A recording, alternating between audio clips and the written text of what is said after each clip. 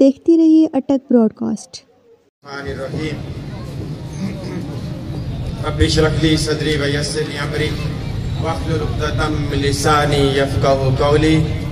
تقاریر بہت ساری ہو چکی ہیں، ان میں کشمیر کی تحریک کے حوالے سے کافی گفتگو ہوئی، بہت سے قانونی پہلو کو بھی چھیڑا گیا۔ میں اس موقع پر پوری پاکستانی قوم کا ایک کشمیری کی حیثیت سے بھی شکر گزار ہوں کہ آج کے دن 5 جنوری کو ہمارے بوڑھے، بچے، نوجوان، طلباء و طالبات نہ صرف پاکستان میں بلکہ دنیا بھر میں کشمیریوں کے ساتھ کھڑے ہو کر انڈیا کا چہرہ بے نقاب کرتے ہیں۔ انڈیا یہ کلیم کرتا ہے کہ وہ ایک جمہوری ملک ہے، وہ ایک آئینی ملک ہے۔ انڈیا نہ جمہوری ملک ہے نہ آئینی ملک ہے۔ انڈیا نے کشمیر کے سٹیٹس کو چھیڑ کر، آئینی حیثیت کو چھیڑ کر، توڑ کر اس نے اپنی اس حیثیت کو ختم کر دیا۔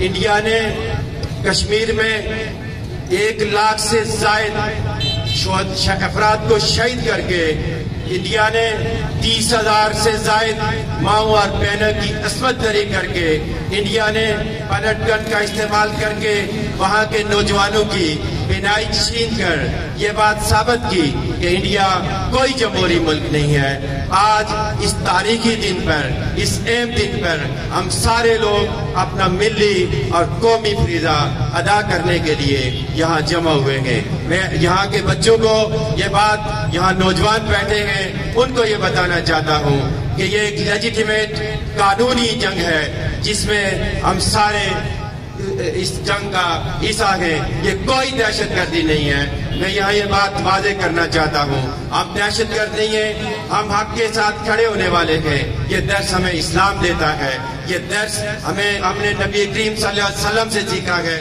اور ہم اس کے علم بردار ہیں۔ اور اس راستے میں اگر ہماری جانیں جاتی ہیں، ہمارا مال جاتا ہے تو ہمیں اس پہ فخر ہے۔ انڈیا خود کشمیر کے مسئلے کو اقوام متحدہ میں لے گیا، یہ پاکستان نہیں لے گیا، انڈیا خود لے گیا۔ اقوام متحدہ نے 1949 میں کشمیریوں کے ساتھ یہ وعدہ کیا کہ ان کو استصواب رائے کا حق دیا جائے گا۔ وہ حق ابھی تک دکھنا طلب ہے۔ ہم اس حق کے لیے آواز اٹھا رہے ہیں، ہر چوک و چوراہے میں اٹھا رہے ہیں۔